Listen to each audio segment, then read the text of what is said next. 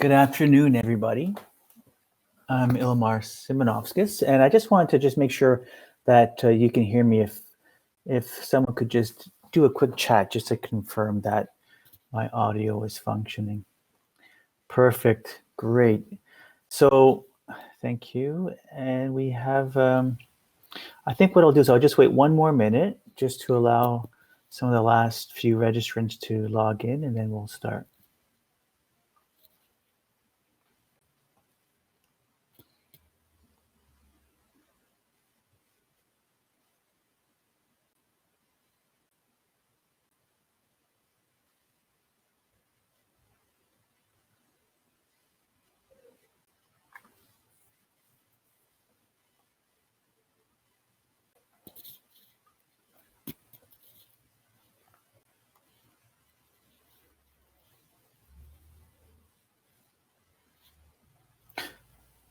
All right, so first I want to welcome all of you for participating in this afternoon's webinar.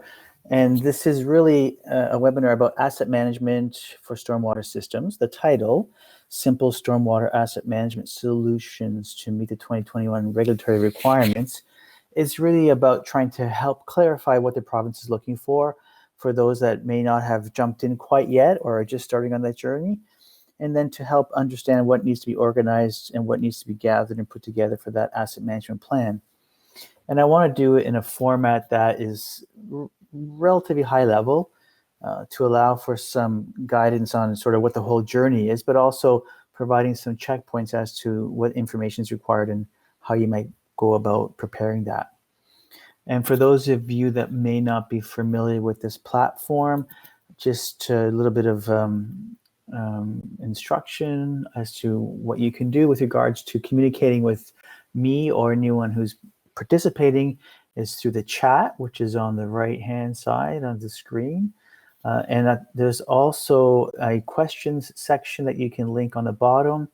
And there are a number of poll questions that I've included that we'll go through systematically as we go through the presentation. And I would encourage you to participate in the polls where you can, just to provide some feedback as to where we are all at in this journey and what that might look like for the rest of the group with regards to readiness and sort of level of maturity and level of the status of your journey.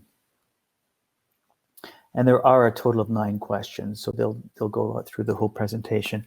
I hope to finish before 3 p.m. and hopefully we'll have a bit of time to look at any questions that might be added at the bottom as well. So if you do have any formal questions that you do want to ask during the discussion, just make a note of them in that section. And then if I can't get through the questions in today's discussion, I'll definitely follow up with the group after the presentation. So let's see now, where do we start?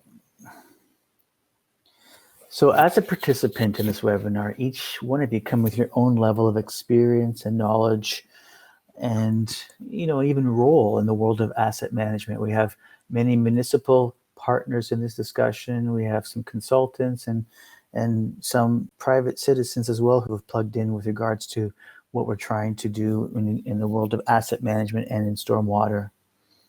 So I've tried to create a roadmap of this journey to target the following needs and questions. And those are around what the big picture is in asset management with regards to stormwater, why we're doing this, and what's really needed, how complicated does it need to be, and what do we get in the end? What's the final deliverable that we're looking to see? And really, it's that journey that we're going to go through today. And I want to bring you from a place of asset management as an overused concept or term to something that's really relevant and tangible and something that you can literally take control of at your own level of whatever part of the organization you're in. And the focus is on stormwater infrastructure, and part of the solution or part of the information we're providing is focusing on some key elements of stormwater, primarily because they're areas that have not necessarily had a lot of attention in the past, whether it's because of regulatory drivers or just the fact that they're not that present in our public space, therefore not a lot of interest compared to, say, road networks and those types of assets. And there has been a huge, for those of you that are actively involved in asset management now, there's been a huge maturity in the world of asset management, especially in the municipal sector, initially starting in the early 2000s with a lot of public sector reporting requirements and standards around tangible capital asset capturing and documenting sort of what's happening in the infrastructure side, and then actually trying to create some robust forecasting around what the future capital needs are. So in this presentation, I hope to achieve the following outcomes: an increased awareness of asset management and the landscape around asset management, where you specifically are with your storm system compared to what is required, and with each other as well, and how you might proceed with advancing your own asset management plans, your asset management maturity, and anything that could be supported through some of the technologies and expertise that we provide. Just a little bit about smart city water and Civica infrastructure. For those of you that have been involved in stormwater monitoring and stormwater and sanitary systems, Civica infrastructure has been around for a number of years, over 20 years, with Ed Graham initially starting the company. A lot of work has been done in the area of flow monitoring, data management, analysis, and it's really been focusing on infrastructure related issues with I&I in the sanitary system, as well as flood forecasting and stormwater design. And there's a number of technology platforms that have been developed over the years, including Data Current, which is a data management warehouse and analysis tool, Visual Autohimo and VioSwim, two analysis tools for stormwater systems and catchment areas, and SwimSoft, which is a software tool focusing on asset management related to stormwater systems. And then the various aspects of the services that we provide, we can talk about at any point in time after this presentation.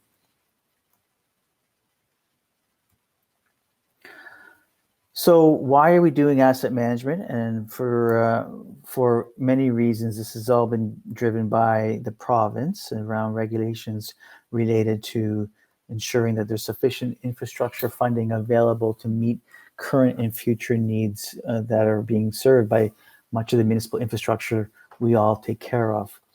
The regulation 58817 was a piece of legislation that came out in 2017, focusing on the requirements for asset management. And some of those key requirements are resulting in a number of deadlines, the most recent deadline being next July 2021, where core assets are required to be submitted.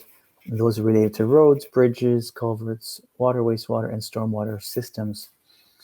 And what's interesting with this journey is that roads in particular, bridges and culverts, and water and wastewater systems have had a lot of attention on them over the years, primarily because of, one, the roads are very visible by the communities, and road condition, road capacity, and road construction are incredibly impactful on the quality of life of the community, and therefore there is generally a lot of attention and a lot of investment in the road infrastructure. Bridges and culverts, similarly, from more of a safety and serviceability perspective with regards to mandated biannual inspections and the need to do regular maintenance to ensure that the bridge and culvert structures are structurally sound. Water and wastewater has had a lot of attention, in particular water, with regards to the tragic events of Walkerton in 2000 and the sweeping changes in the legislation and regulations around water system management, investment, safety, and public or rebuilding public confidence in those systems. Wastewater is not too far behind, again, driven by a lot by the environmental risks of wastewater operation and treatment, as well as the servicing needs related to whether it's basement flooding or other in-community challenges that can be created by failing wastewater systems. So that leaves stormwater systems, which is also a very critical aspect, but it seems to be a little bit farther behind the other three systems. And this is for a few reasons, not that any of them are really that valid, But really, stormwater systems are generally not that visible in the community. If there are challenges with stormwater systems, it usually relates to either backups or some form of property or basement flooding, depending on the circumstances.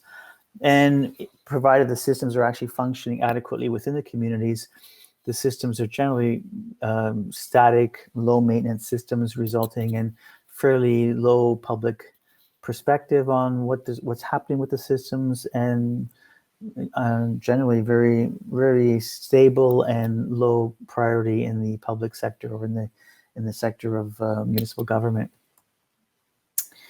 So I want to start with the first survey question. So if you do go to the bottom of your page and look at poll questions, we'll look at poll questions 1, 2, and 3.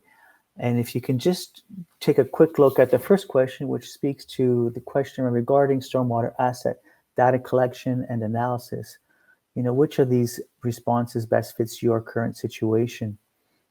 And it's around don't have a single repository of asset data related to storm infrastructure, have some basic data available, have basic inventory and most critical storm assets available, all basic and critical is information is available, or you have an expanded inventory and evaluate life cycle needs of critical and most other infrastructure components.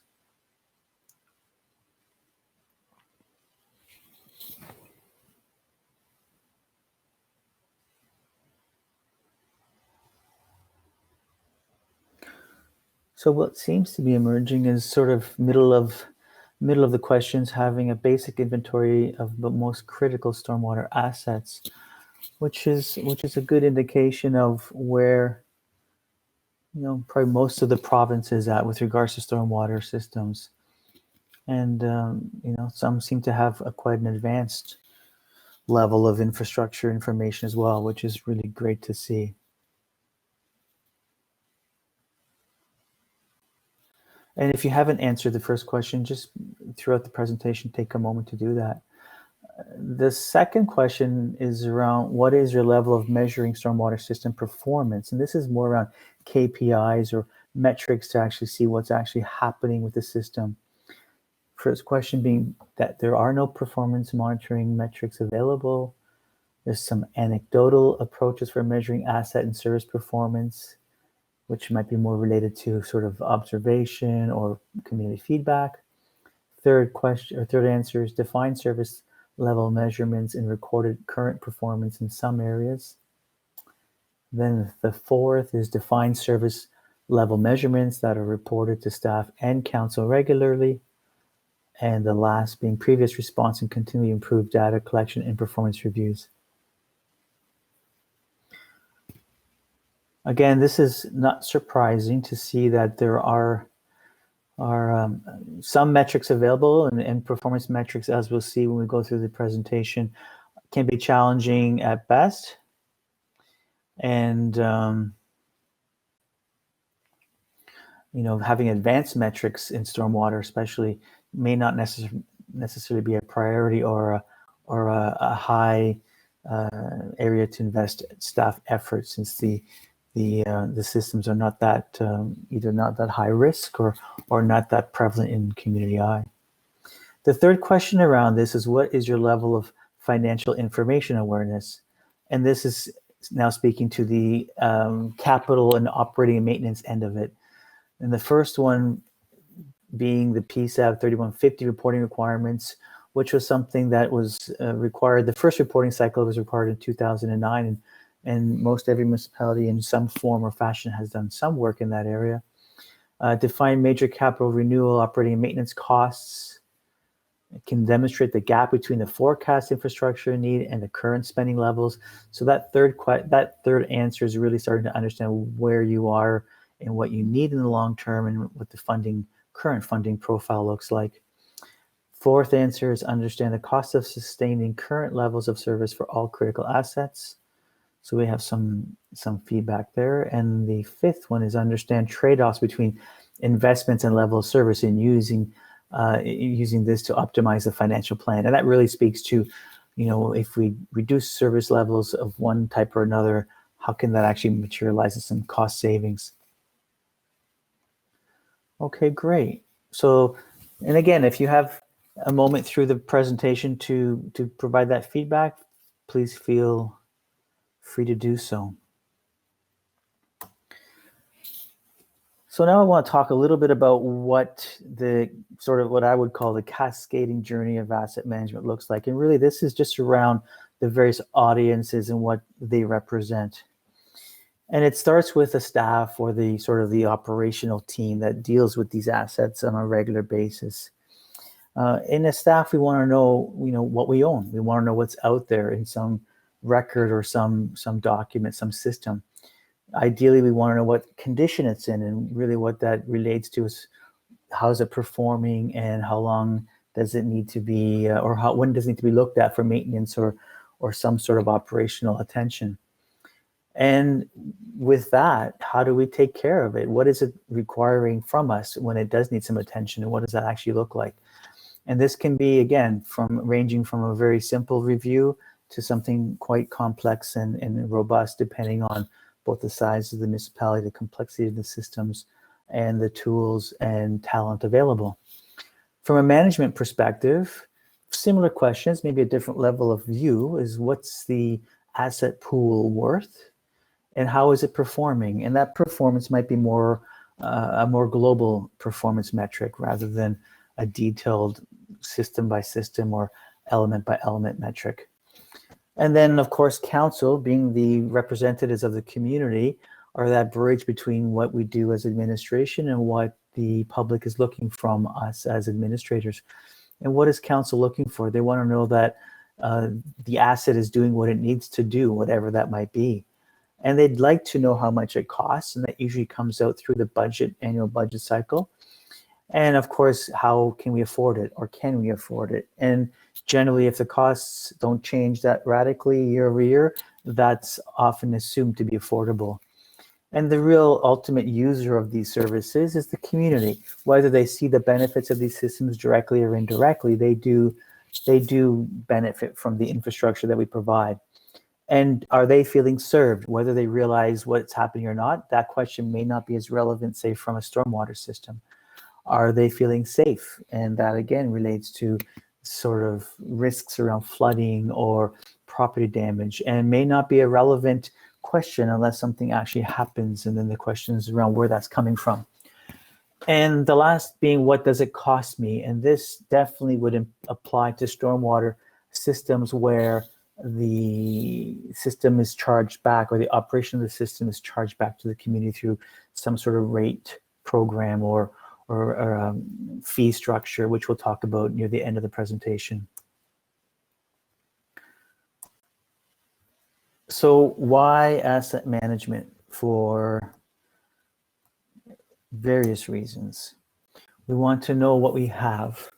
We want to know its condition. We want to know how it's performing and to what level of service it's providing. We want to make sure that that what needs to be done is being maintained and when things are happening. We want to know the long-term costs and ideally the life cycle costs of these assets. We want to have the tools, standard tools and approaches to communicating the needs and priorities and expectations for service and performance of these systems. And that's usually targeting the main audiences of operators, the financial gatekeepers, those internal controls where the funding can be provided, politicians, and the public. And these are the main drivers for asset management, and hence it has various communication functions. I want to also share with you one particular program with regards to asset evaluation or asset readiness, asset management readiness, as well as potentially source of funding through FCM, the Federation of Canadian Municipalities. So basically, this is just a screenshot of one of their tools. They have many tools on their website, and it really allows for an opportunity to basically test yourself at a more detailed level around some of the key aspects of asset management. And the program they also offer, which unfortunately has just recently closed at the end of September, is a $50,000 grant towards some of the areas that are in their readiness scale assessment that you can then identify and apply for. The application process is fairly straightforward, fairly simple to prepare. It's about a 4-month cycle to wait for the funding to come through, but it definitely can support you in specific areas of advancing your maturity in the asset management areas. And around that question, I wanted to just find out a little bit about who's doing what with regards to current frameworks. And these are organizations that have created basically asset management manuals or asset management workflow process and tools and guides to build and create asset management plans. Many municipalities use some of these tools. Many consultants use some of these tools as references, and they're all similar to some degree, but all valuable in their own way. So if you can just take a moment to look at the fourth survey question and just provide some feedback on which tool you use in your organization and what that looks like for you. And the ones that are listed there are the IAM framework, the ISO 55000 framework, PMAC, which is more of a maintenance framework, the FCM asset management toolkits, the IIMM manual, which is out of actually Australia and been in the industry for quite some time, any other frameworks, and if you're just planning on pursuing some asset management training or personal development in the future. All right, so it looks like FCM's toolkit is fairly popular, as well as the IAM model. So it's interesting. So the IIMM model is actually one that I adopted, oh my God, probably like 18 years ago as a very mature and very pragmatic asset management toolkit and guide, and one that I still refer to this day.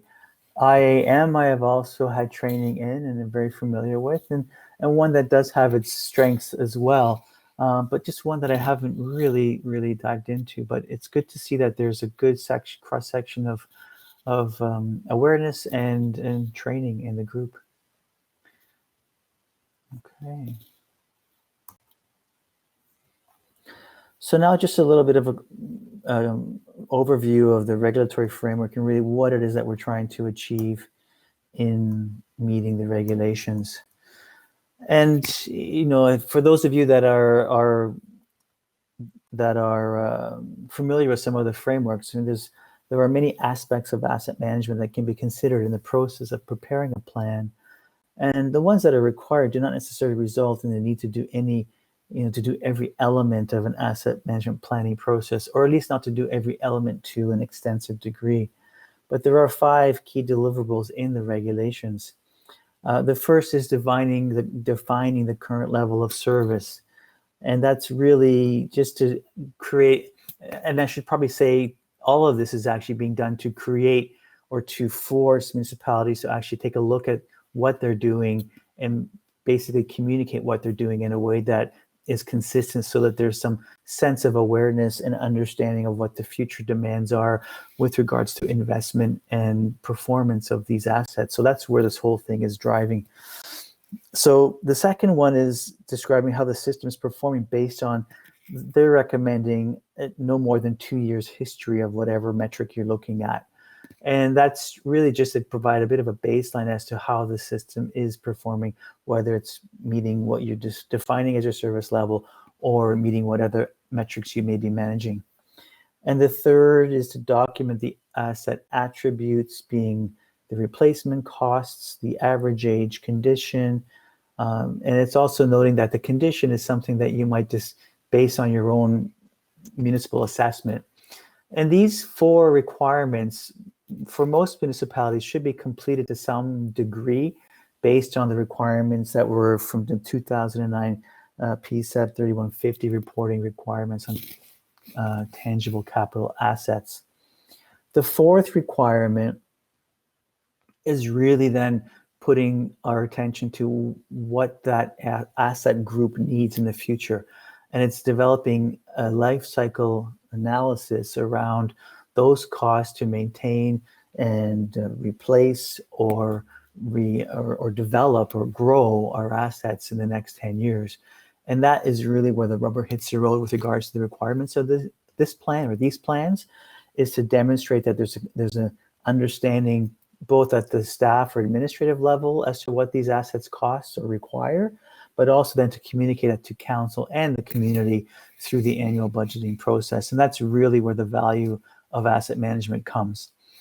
And of course, the fifth area they're identifying, because every new development requires or will result in the assumption of new assets, which should also have some form of maintenance, operation, and capital reinvestment plan, even from the day of assumption.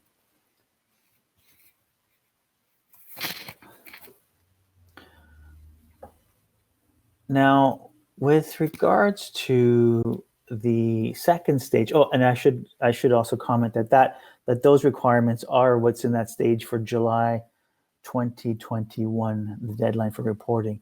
And to achieve that 2021 deadline, most should have a plan completed by at the latest May, to allow for a cycle to report and provide the recommendations of the plan to council for endorsement as part of the requirement to the province.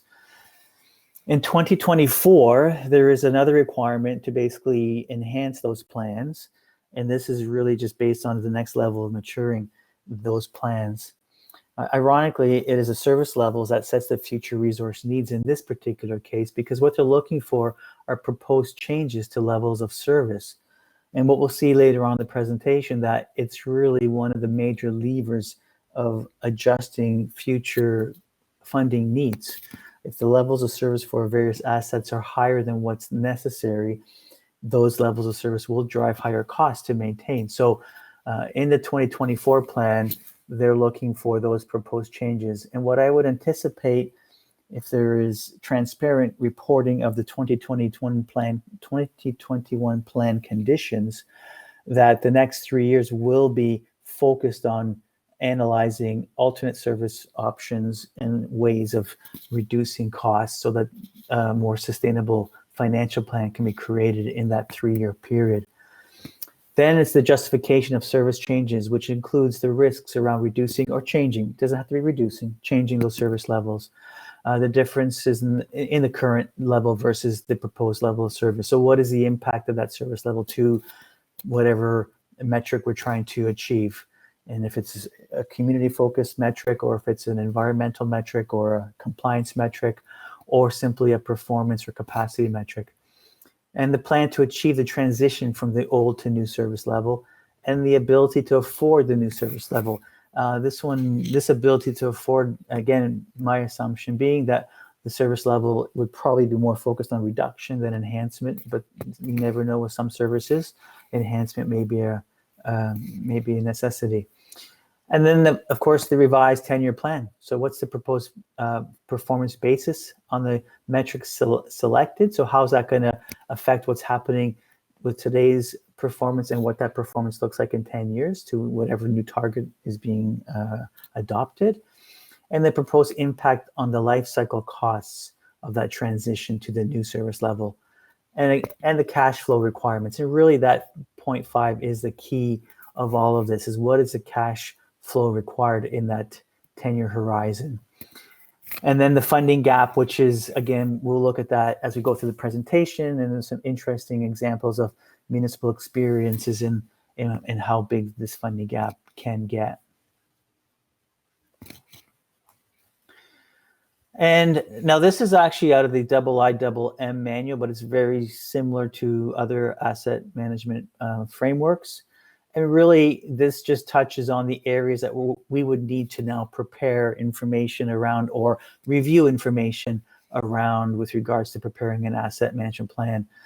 The first one, 2.1, is the asset management policy, which was a requirement for 2019. And most, if not all, municipalities would have an asset management policy statement endorsed by council, and then various levels of completeness in all the rest of these boxes, which is what we're going to go through. So really what I want to demonstrate with this image is the fact that we will touch on almost all of the aspects of preparing an asset management plan, It's just to what degree are we going to dive into each. And then the section with the red boxes is really about the various plans that should be prepared or could be prepared as a system or a program matures, and really what the elements are that are needed. We're really just focusing on preparing the asset management plan at this stage. So the assets that we're talking about today, and this whole process and this whole analysis around asset management can be applied to any infrastructure that the municipalities are managing. But our conversation today is really focusing on stormwater. So we're focusing on those elements that, again, generally don't get a lot of attention. And every municipality has varying degrees of responses or plans against these asset classes. But we're hoping to help bring everybody up to a new level of commitment and awareness of those assets. So the four groups being the ponds, low impact development features that are becoming quite popular, especially in the last 10 years with watershed management, drainage structures, both culverts and bridges, and those are more focused on the capacity and flooding impact perspective, and oil grit separator systems. And of course, without having to really say too much more about why we're doing this, we're trying to minimize risk to the community, to the public, whether it's property risk or life and safety risks related to flood control, water management, and those risks related to having infrastructure not performing at its designed or intended level of service. The issue of maintenance and what the lack of maintenance would result in. This is more related to storm ponds and those systems that are designed to improve water quality and manage water quantity so that we don't impact the receiver streams and the receiver bodies within our communities. And of course, in infrastructure related to control and management of those systems.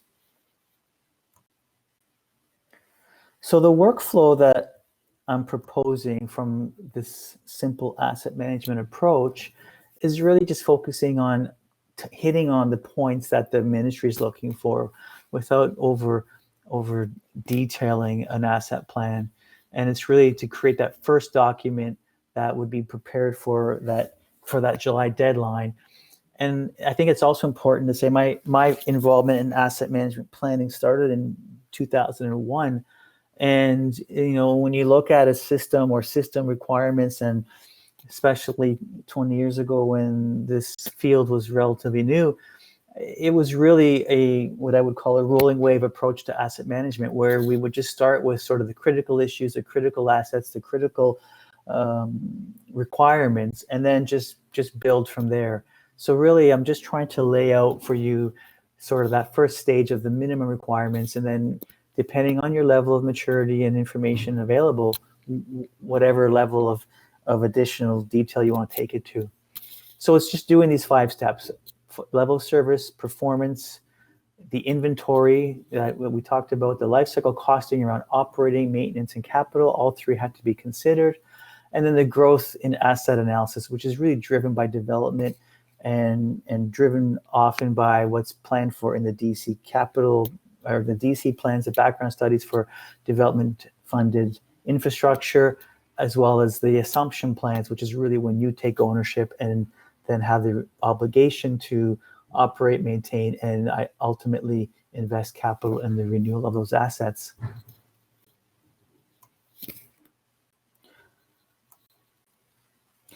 Around levels of service, I just wanted to really be explicit as to what's being sought after here and what it looks like.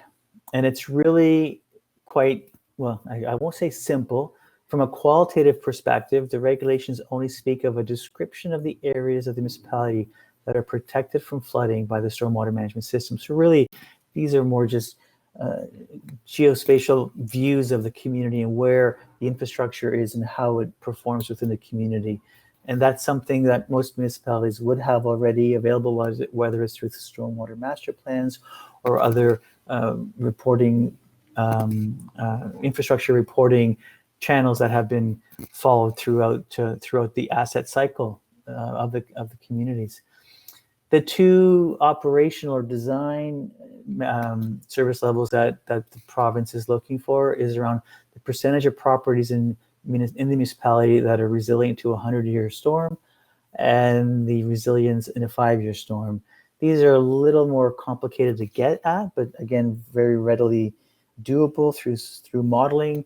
And this is something where Smart City Water is actually providing some very focused expertise in working with dual drainage modeling and the intention of actually understanding how the systems perform or how the catchments perform on a dynamic basis. So, but these are the only two requirements within the regulations.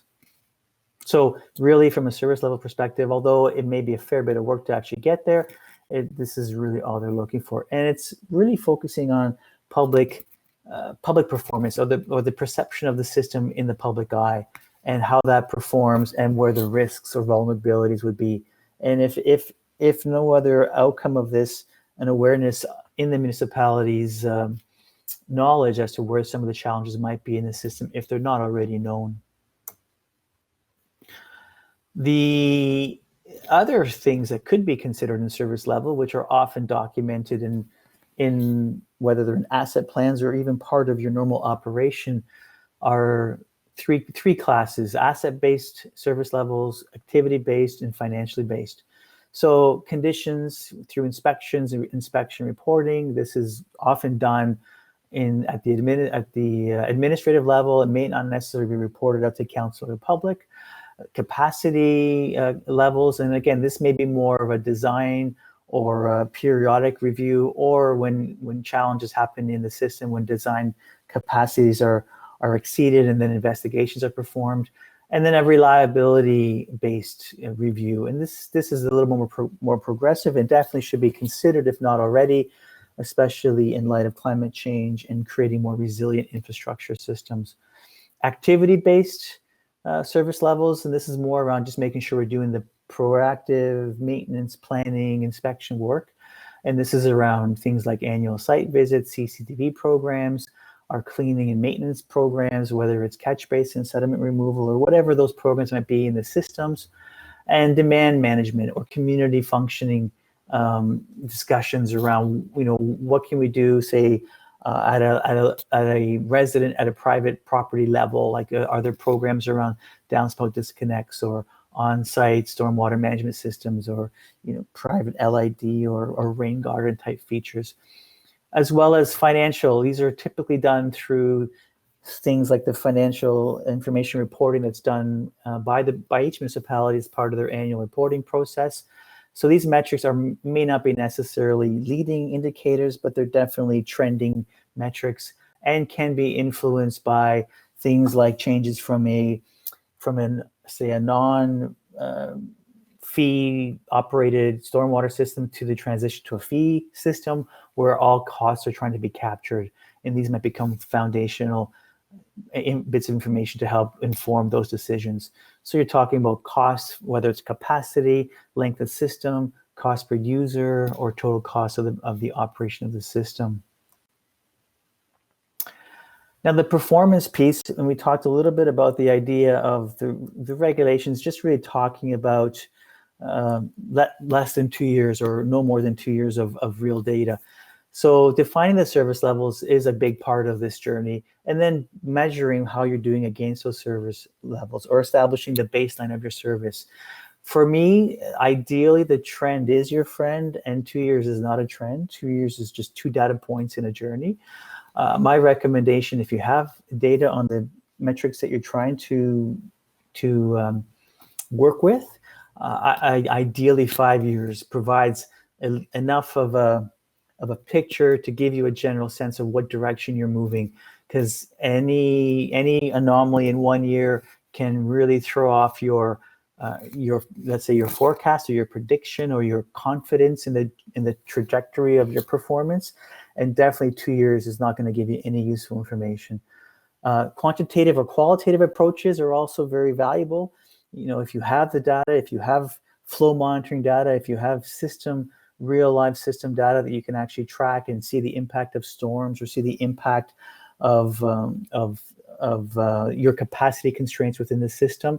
That's very helpful, both from a risk mitigation perspective, but also in understanding the performance of your system and then predicting where you may need to do investments, whether it's because of constraint issues or just poorly constructed or poorly performing parts of your infrastructure. The qualitative aspects is more the visual inspections, the feedback from community, the visual effect of road flooding or private property flooding that will generally come to your attention very quickly.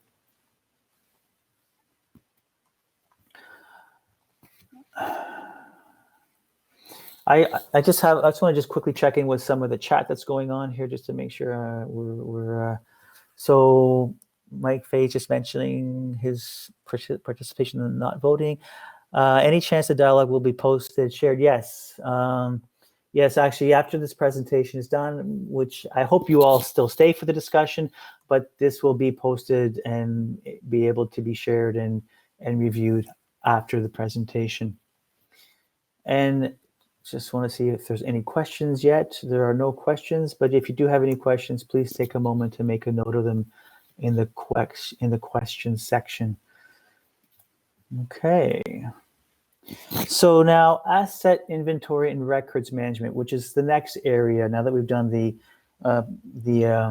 service levels and we have done some analysis on where our service levels are actually at. And this is, I'll just speak to one of our software tools called SwimSoft, which is an asset management infrastructure recording and reporting tool.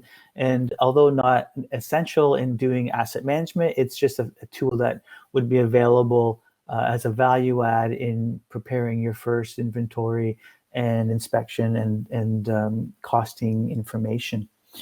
With that, I wanted to take you to actually question or part of the polls, poll number 5, if you could scroll down. And it's really just a general question on what is your state of storm pond information. And I see a number of you have filled some of this out already, but if you haven't, if you could take a moment to just consider these four states: asset information complete and as-built records, field condition assessments, and capital needs are identified. Partial records completed and partial condition assessments. No inventory information updated or condition assessments completed in past 5 years, or don't have any storm ponds, as some municipalities just don't have storm ponds. So this is not too surprising. It looks like there's some pretty good information for many of you, and some partial records and partial condition assessments, and that's not surprising at all. So thank you for your feedback on that.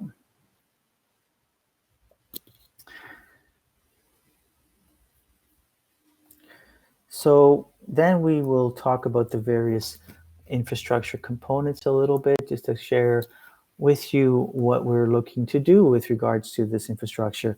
So the first step is to make sure that you have an updated record or database of the records or the assets and where they're at,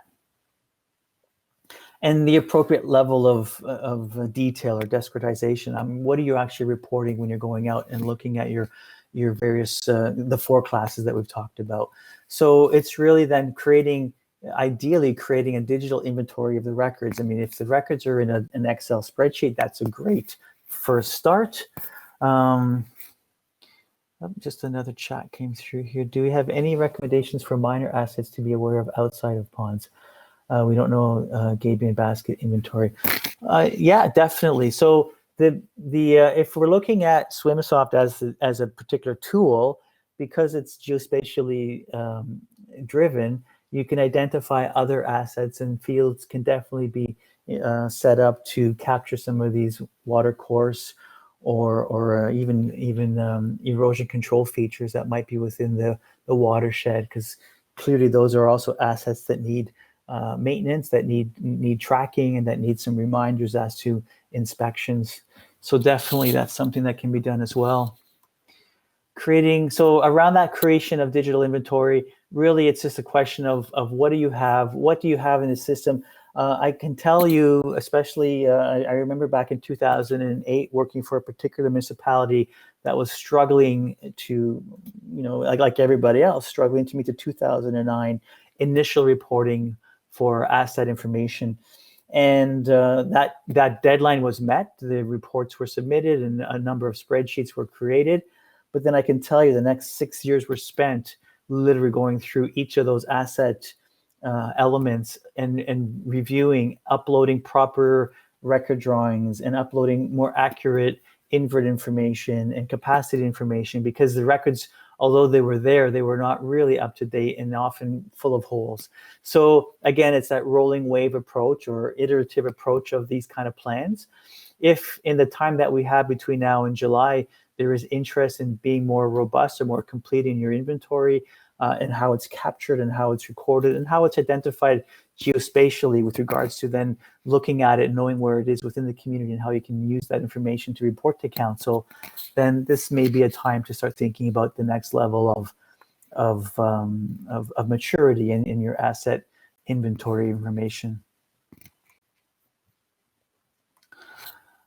We also have a functional feature both through a smartphone and a desk or a tablet, where you can do the inspections and condition assessments of this infrastructure in the field, both by capturing the reporting through the questions that are available through the report feature, as well as adding photos and other aspects of that field information to the records, so that you have sort of a live update of what's happening within the field, and then again using this information to create your maintenance plans and ultimately your capital plans, and definitely informing your capital plans.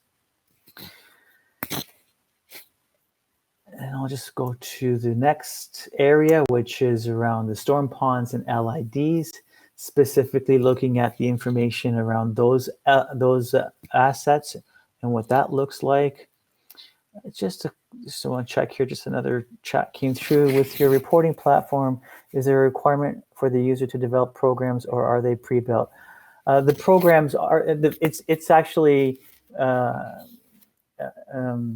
nothing that the user has to do. It's basically input screens, capturing record information, capturing condition, and then generating reports from that. So there isn't any programming, if that is the question. It's really just moving into an asset management focus, where you're just trying to capture the information and then use the tool to generate the various reports, whether it's maintenance, operational needs, investment needs, and then ultimately a capital plan. I'm just going to take a look. I think I saw a question or two come up. There's a question in our question section too. So the question I see here is, there is ample evidence of very different sediment buildup rates in swim ponds. Yes. How important would it be to develop a generalized and easy-to-use method for the quantitative prediction of sediment accumulation? Okay, good question. And actually, I think that's the next slide. It's the next slide. So yes, good question. Thank you for that, Duke. Darko. I think it's Darko. Darko. Thank you, Darko. So with regards to that question, there is a feature within SwimSoft to actually do this sort of analysis, and it is exactly what Darko is describing.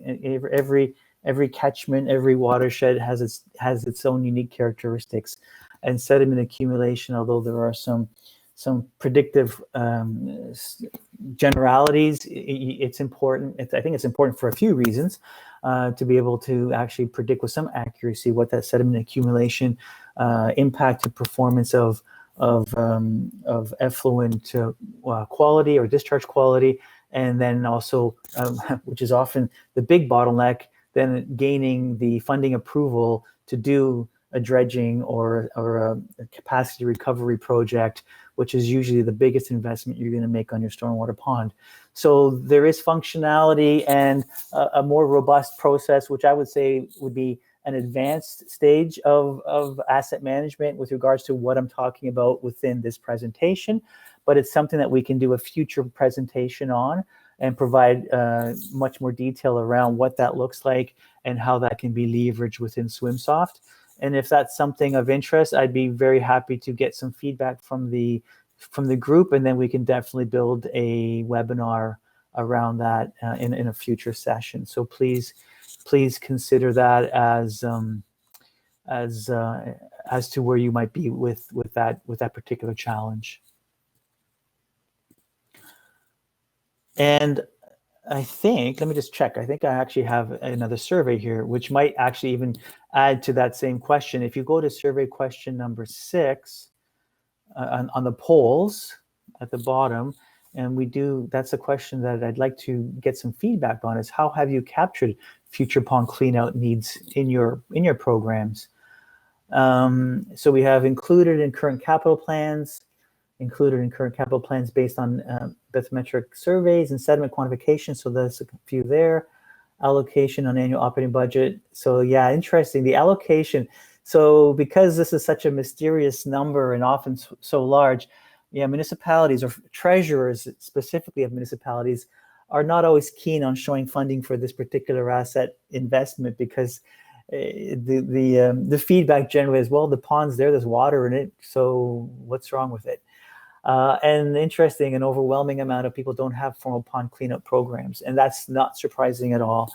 So this may be an area for future webinar that we could maybe help with at least some interim and maybe some simple guidance and some simple support with regards to at least getting to the first 2 questions around having some capital in your plan to at least recognize that there is investment required in the future, and that can be built into that ask to your council, so that when the time comes, it's not a shock.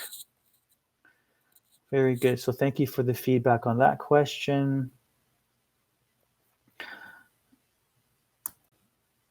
So then just going through, we also have the next asset class, which is really the infrastructure related to the water courses. And this is going back to capacities. The structural integrity of these infrastructure elements are more focused on from the roads and the bridge and culvert inspection requirements. And this is not what we're trying to achieve here. This is more from a drainage and flood control and performance aspect, just on transmitting stormwater. So, but it does have some of the similar elements, looking at the capacity versus the structural integrity of these structures.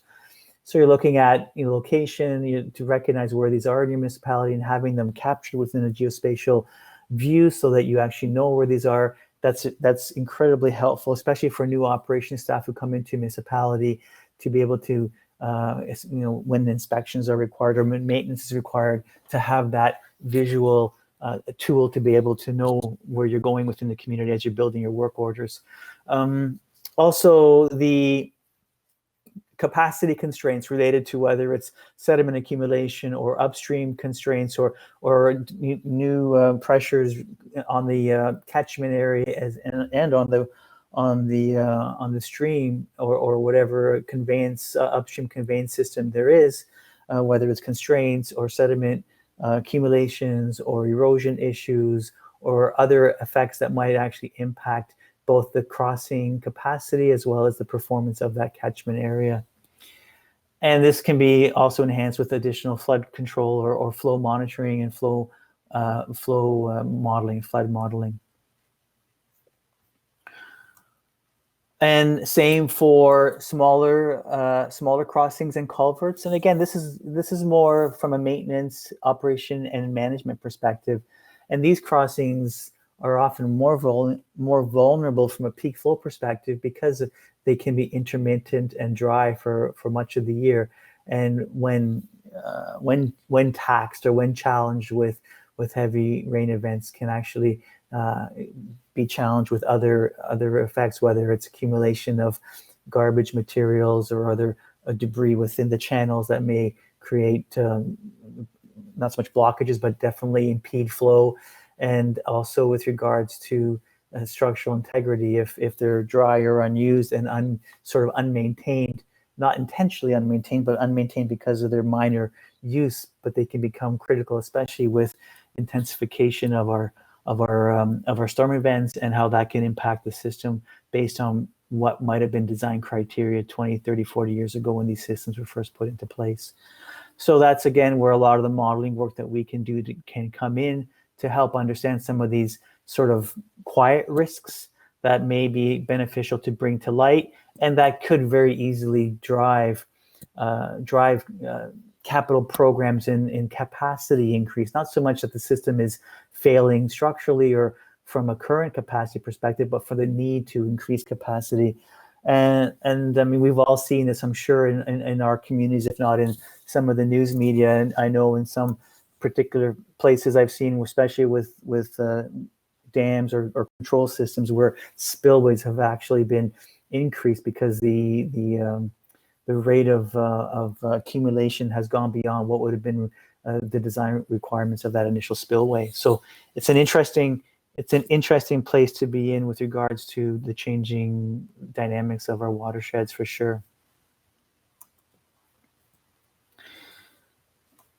And then the oil grit separators, those of you that have oil grit separators in your communities, I'm sure have very robust inspection, maintenance, clean out programs already in place. I mean, these systems totally rely on proper maintenance, and they don't function, or they will definitely create more havoc than not if they're not maintained properly.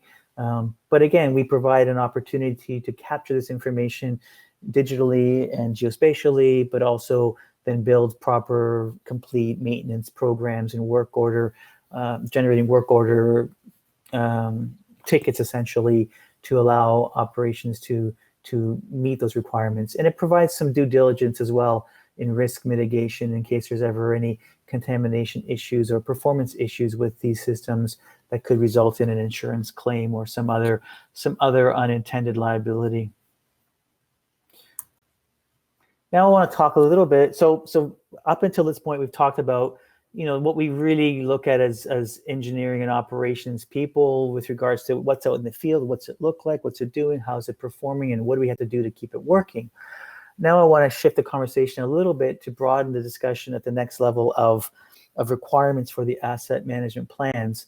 And this is around the financial planning considerations. And really there's two key elements of this. There's life cycle analysis, which is really identifying what the right balance of operating costs, maintenance costs, and then those capital costs to give you the best return in your investment financially while meeting those performance levels or those metrics around the service level. And then the more important question, which really then speaks to senior management, finance, council, the community, is around the cash flow and reserve balances that then become necessary to understand in how this picture is put together. And I think I have a question coming up. Let me just check to see. I think that's coming up in a bit. So let's carry on here. So for those of you that have done the financial side of it, I'm sure you're very familiar with life cycle costing, and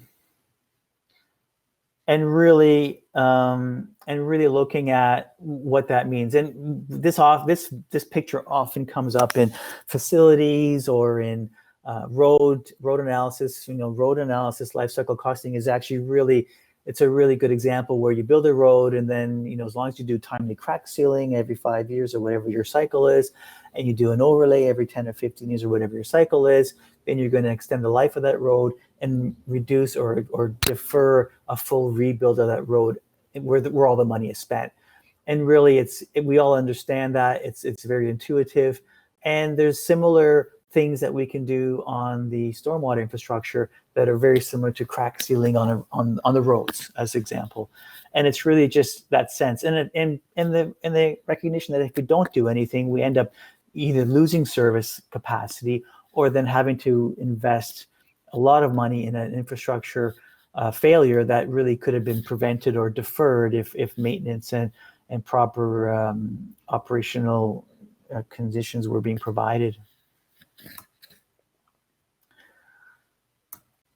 So this is just a representation of, and this really stems out of a lot of research in asset lifecycle analysis in all kinds of asset classes. And it really is the art of asset or life cycle analysis. You have three operating models. You have no maintenance, where you just don't do anything for the first few years or very little. Your operating costs are basically captured, and you can generally get away with that for quite some time, in depending on the asset class. But eventually, because no maintenance usually involves no inspections or no operating attention, you can create some pretty drastic failures that will eventually cost you more in the long run. There's also, and we've seen this too, heavy maintenance programs where a program might require an annual inspection or annual investment in some aspect of the asset, but there may be zealous or overzealous operators who want to do that on a quarterly basis, where it really doesn't add value, and that just incurs additional maintenance costs. It may not result in higher. It definitely won't result in higher capital costs, but the cumulative effect still results in a higher investment over the life of that asset. So it's really finding the right level of maintenance and operating costs, investments, to balance it out so that your full investment is minimized. And that's really, in a nutshell, what asset management around life cycle costing is all about. And these are just some considerations around the O&M, operating maintenance costs, and those decisions, and how to think about the capital expenditures as well. So it's really around the current level of maintenance in maximizing that service life. I mean, and again, some of this is scientific, maybe not so much in the municipal world, definitely in the airline or airplane industry, nuclear industry. But for us, there's also surrogate ways of assessing that service life. Are current operational levels adequate to achieve the service goals delivered? Should an asset be maintained, replaced, or retired? Again, decisions that need some analysis. Are new assets being acquired, and how are we actually incorporating those new costs? And are we learning from what we've done with the existing infrastructure to optimize the O&M plan? And how do we do that? Through the design and construction of new infrastructure, so that we can actually incorporate lessons learned in how we operate our existing infrastructure.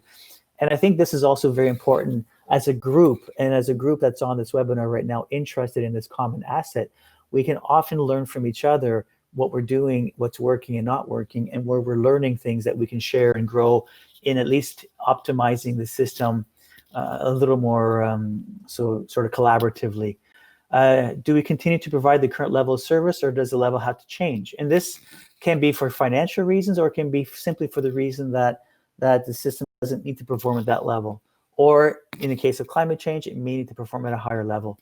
What are the costs and benefits of making those changes? So these are really some of the questions you need to ask yourself when you're trying to balance the O&M and CapEx profile.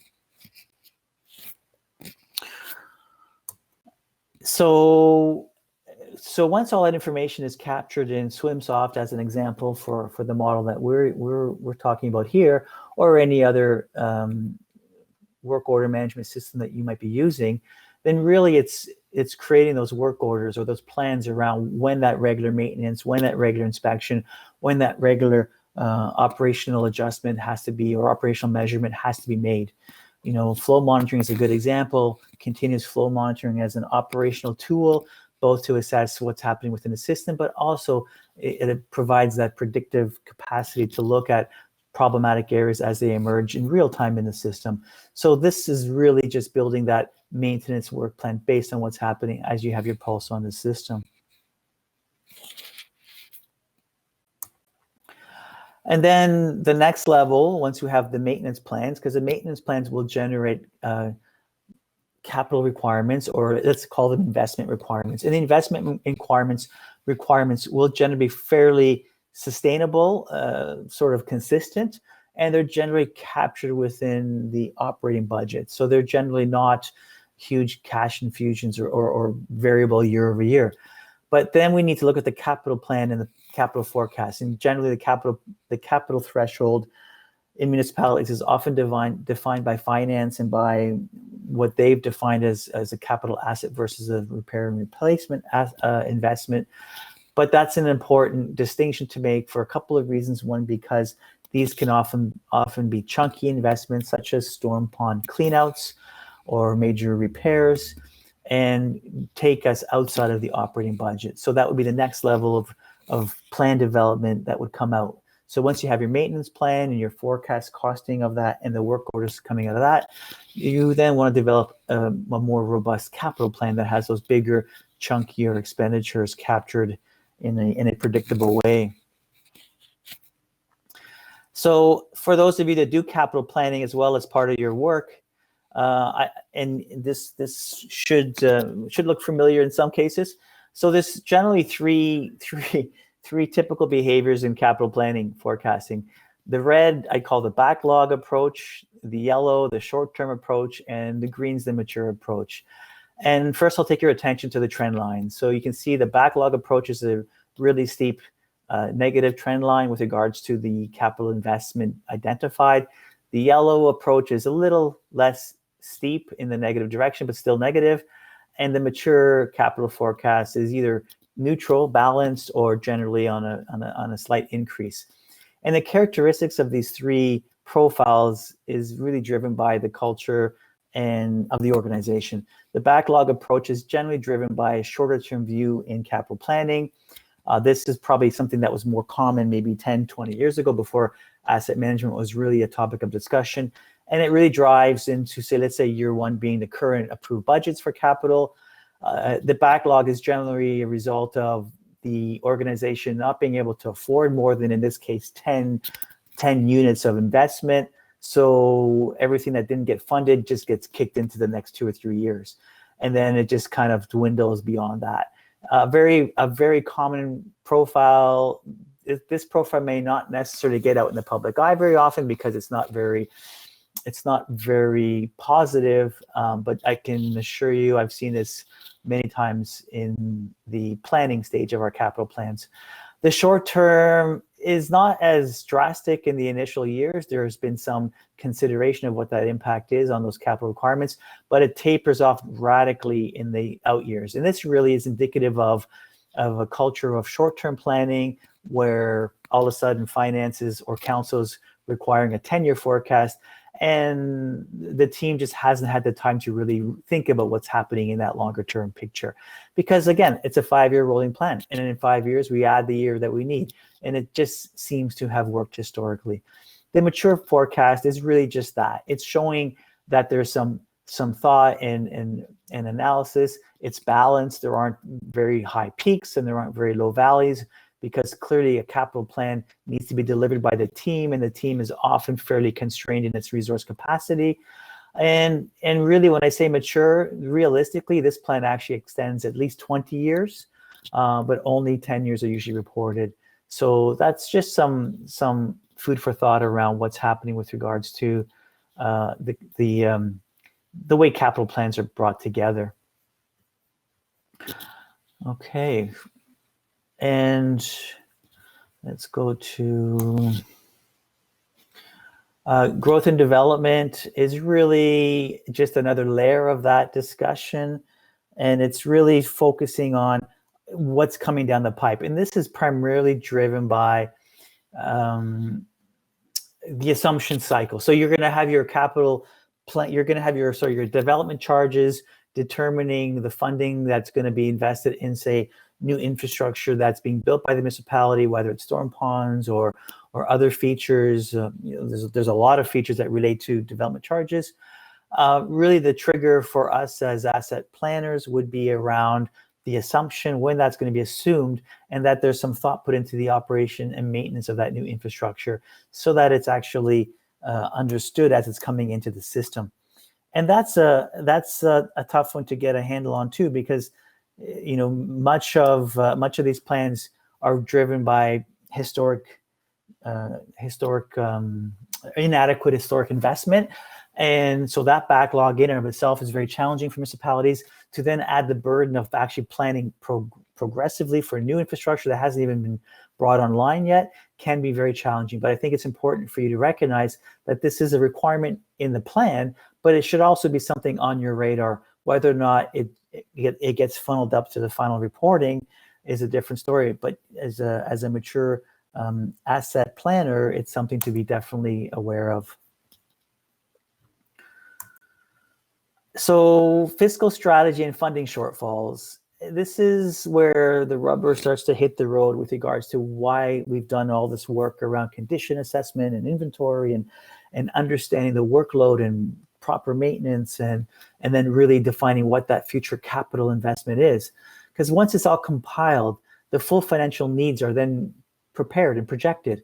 And this then can become very daunting because once you put all the costs down, you're actually now showing information that may not have been reported ever in a municipality or not fully.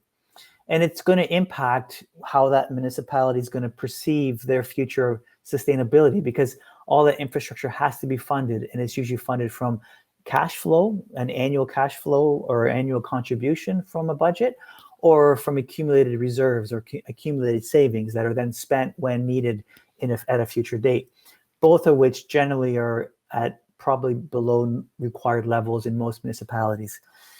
And finance is your partner here. And if there's anyone on this call from finance or who has a finance perspective, just let us know that that's so critical. These are not plans done in isolation. In many municipalities, finance is the lead for asset management and engineering is the support. And it's just as many the other way around, where engineering is the lead and finance is the support. It's a partnership, and that's very, very important. It should not be a surprise to either side when it comes to identifying what the needs are and also identifying where and how the money is going to be collected. And of course, most importantly, that it's not a surprise to council year over year. And the funding constraints really drive what has to happen in these plans and why that service level is so important. Because if we're defining the needs as part of that target, then if there's a reduction or if there's a demand to reduce the investment, then there's a capacity to reduce those service levels and see how it trickles down in the investment needs of the capital plan, thereby reducing or deferring investments. So this is the driver, and of course a big question around risk, and depending on what service level adjustments are made and how that impacts risk, performance, capacity, resilience, redundancy. All these questions have to be considered in that journey. So very quickly, PSAP 3150, for those that don't know what this is about, I think what's most important about this, and this slide will be available in the presentation just to have a quick look at, but really what this did was establish that first baseline, that first iteration of what the funding gap was. And it really did it in a way that was an eye-opener, but also something that was a baby step. And it based this funding need on what I would call depreciated value of the asset. So if you built something, say 20 years ago, a storm pond might have cost $1 million, 20 or 30 years ago, let's say.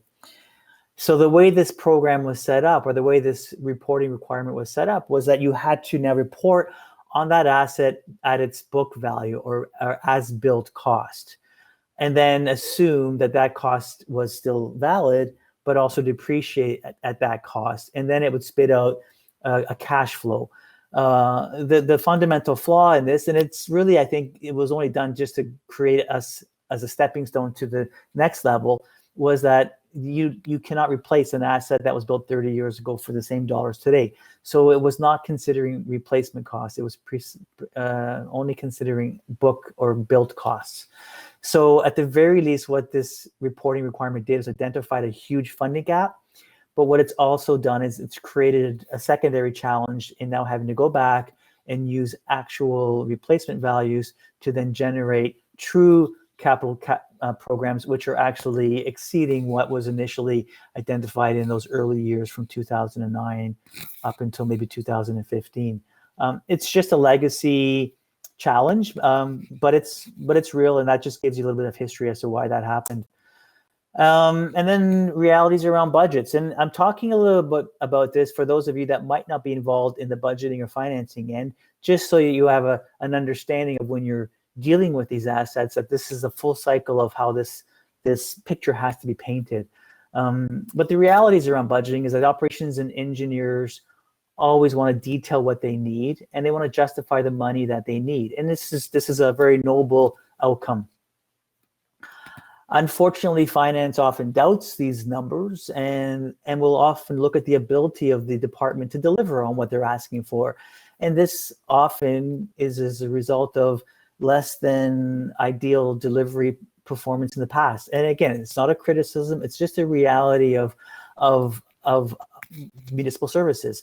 Those municipalities that have, again, another emerging area, project management, project delivery, and the refinement of doing better at that end has definitely tightened this gap. But there are some legacy challenges. And as everybody knows, capital projects often have challenges which result in delays. But this is just a subtle undertone within this relationship. Operating budgets need to be stable and ideally increase incrementally. So this goes back to the notion that you don't want to have a chunky operating budget. If you're spending operational money that's high one year, low the next year, it's very difficult to push through the budget process. It impacts rates. And really, that's where you want to push those chunky costs or expenses in the capital plan. So it's recognizing that you're building stable operating and maintenance budgets, and really by having that stability, it just keeps it easy to keep the approval process going and having that baseline funding available. Capital needs to be realistic.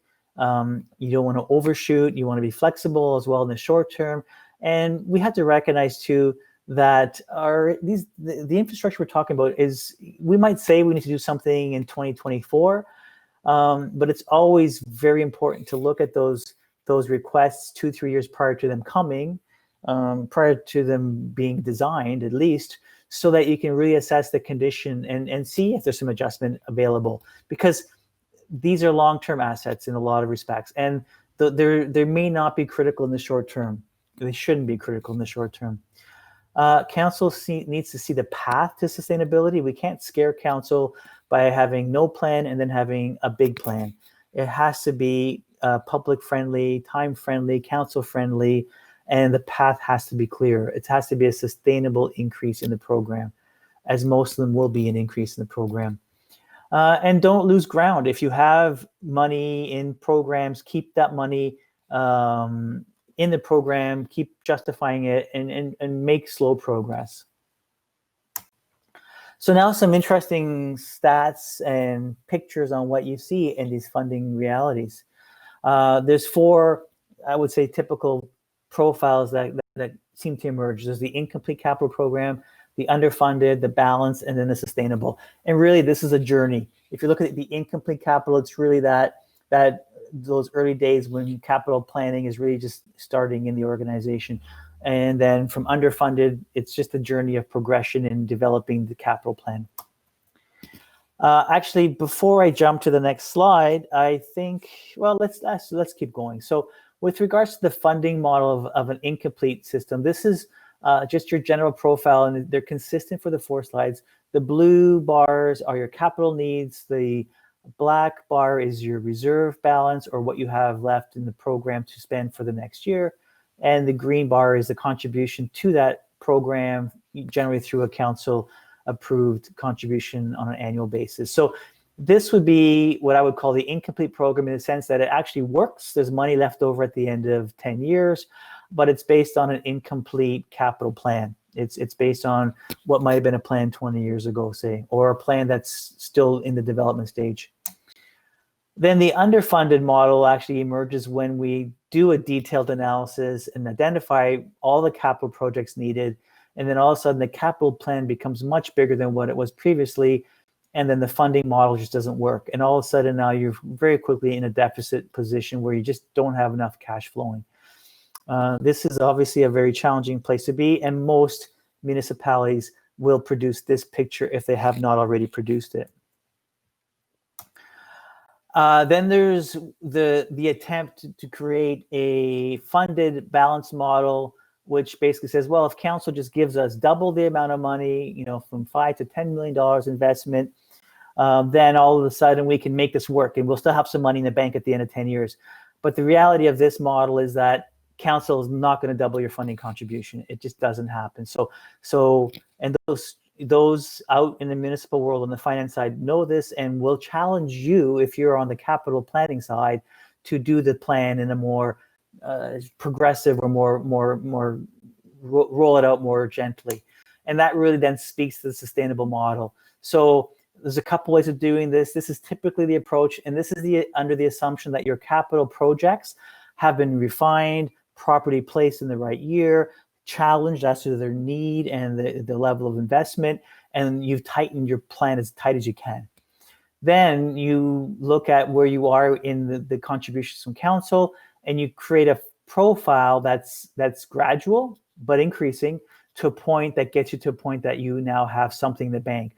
And the reason why I'm showing this as a negative net balance and then an increase is that most municipalities have some fairly robust reserves, and as a portfolio, as an entire portfolio, generally municipalities are very sustainable.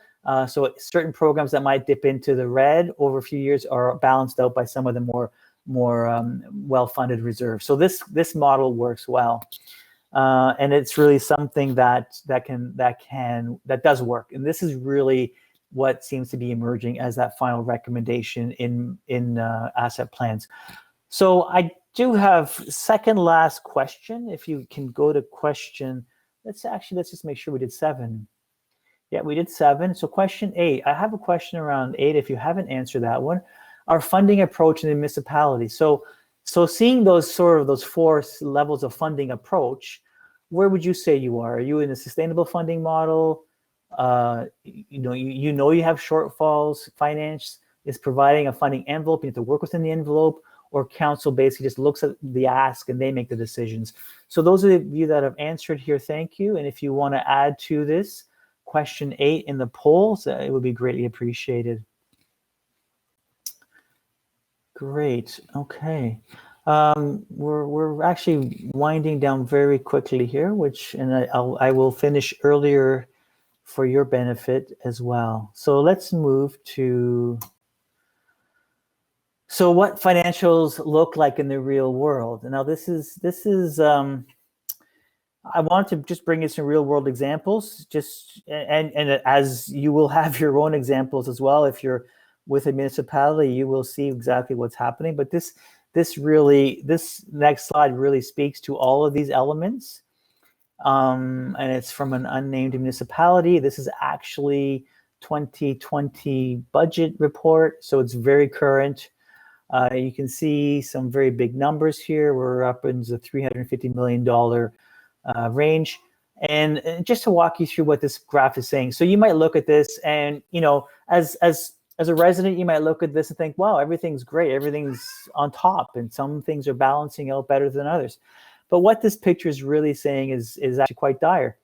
So there's a need. The black bars show, well, a current year incredibly high need. So this speaks to a backlog or to undelivered projects that are still in the pipeline, or some accumulation of capital that just hasn't been delivered yet.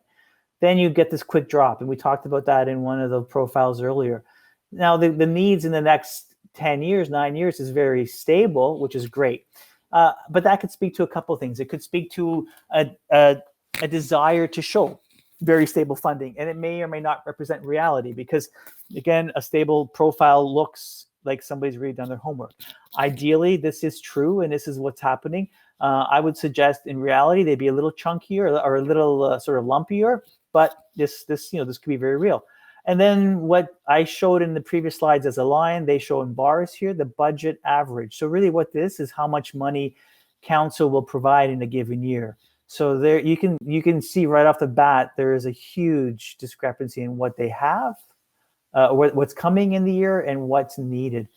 But then there's a plan to increase that. Again, stability, there's a systemic approach to bringing it up slowly over the next 10 years, which is sustainable and doesn't shock the system, doesn't shock the user groups.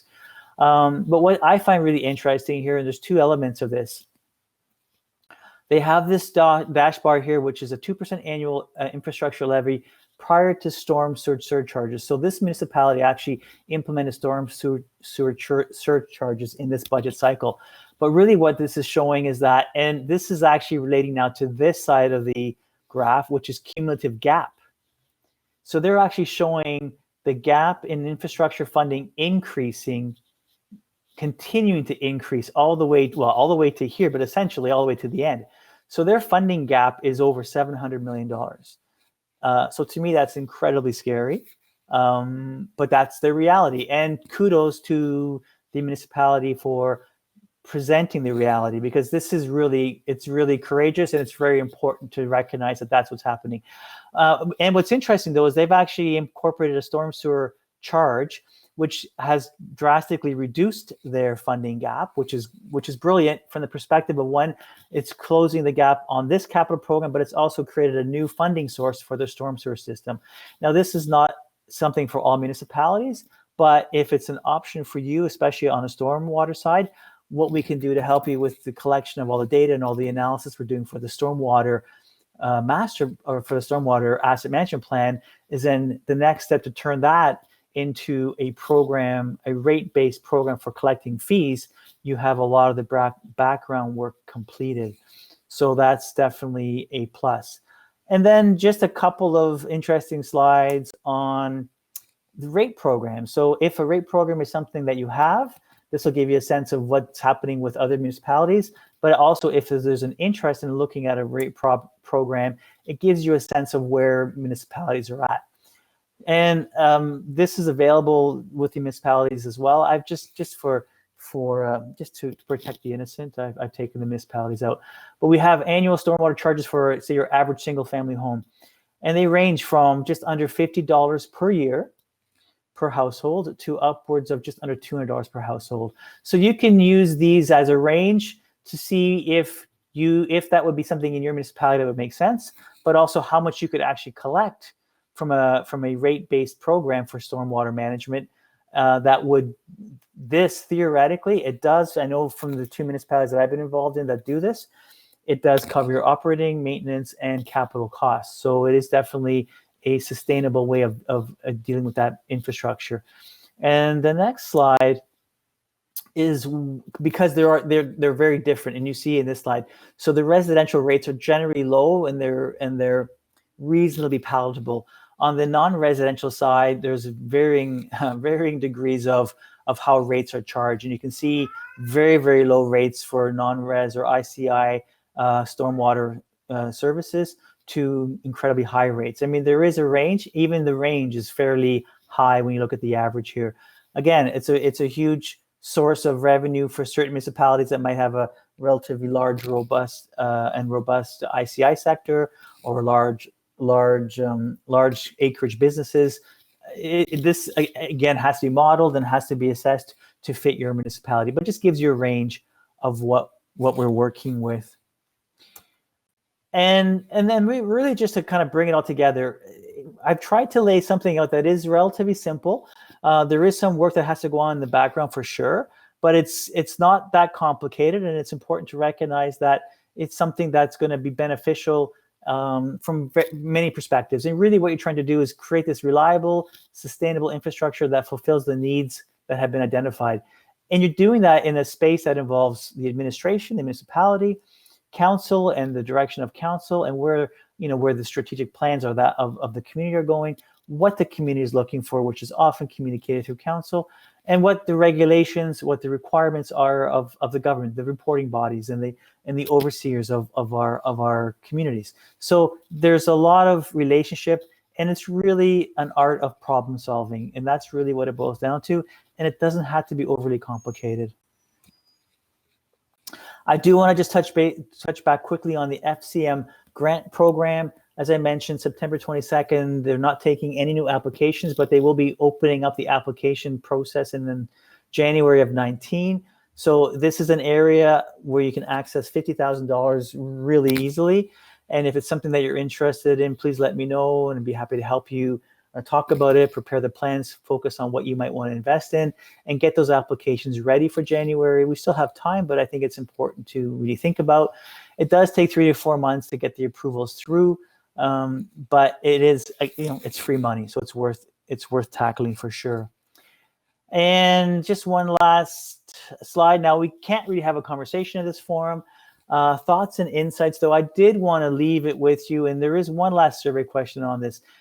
if this was helpful for you, I hope it was, and your feedback is much appreciated.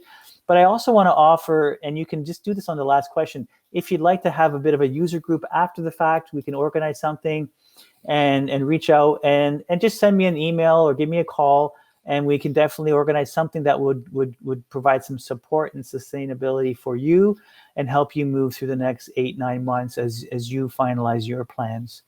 So with that, with 15 minutes to spare, if there are any questions anyone would like to type into the questions section or make a comment on the chat, please do so now, or follow up with me if you have anything else that you might need or anything else that you might want to ask. I'm happy to do that for you. So there's one question here: does this graph year versus investment cost? Year. Gautam, I'm assuming that you're asking, so does the software graph year versus investment cost? I want to say yes, and I think really what you're asking is what's the investment required for each year? So ideally the answer is yes, because you're going to have to identify that investment. What doesn't happen, and this doesn't happen with there's a lot of infrastructure, or let's call them forecasting, financial forecasting software packages, and I've worked with a few, haven't had a lot of success. Very intense data requirements, but also very intense and you're putting in cost curves, depreciation curves, and all kinds of curves. So everything that you're modeling, it becomes, you can almost spit out the answer you want based on how you put your inputs. So my suggestion with regards to the life cycle analysis, my approach is always you dive in, you work with as much detail as you have, but then you step out and you really just look at the analysis based on the intuitiveness of what you're getting out of it. That's been my approach over the years, and it's been very successful for me in this perspective of closing funding gaps, reducing risk, and as well as identifying capital projects that are deliverable in the resource pool that I had in the past, but also in a way that's sustainable for council and the community. So I would shy away from looking at technology to solve all the information. I think what technology is really good at doing is capturing data, looking at real-time information, doing the analysis around the sort of the base level trends. I talked about the 5-year trend, very, very important to have that kind of information, but the forecasting becomes a little more science and art. That's my recommendation. And that just really just comes with sort of living through a few cycles as well, because as you go through capital delivery programs and you see the success and rate of production for your team, you see how the asset's performing, you see how it's degrading, it just becomes more of an art than a science. Okay, so with that, I think we are done. And like I say, there's a number that would like to organize a group, so I will definitely reach out with you and we'll see what we can pull together. And the next webinar we're thinking of doing is on dual drainage, which I'd like to present sometime in November, and that will be probably some additional team members will be doing that as well. But that really speaks to that one metric around the 100-year storm impact. So with that, there'll be some more information going out on that. And if you're interested in participating in that, again, just give me a note and there'll be an invitation for that. All right, and thanks for the kudos, Mike and Eric. I appreciate that. And for everybody who participated, thank you so much. Have a great day and stay safe. So take care. I will now sign, and the video will be available. You'll get a link to the video where you can share and review and carry on. So thank you all. Bye now.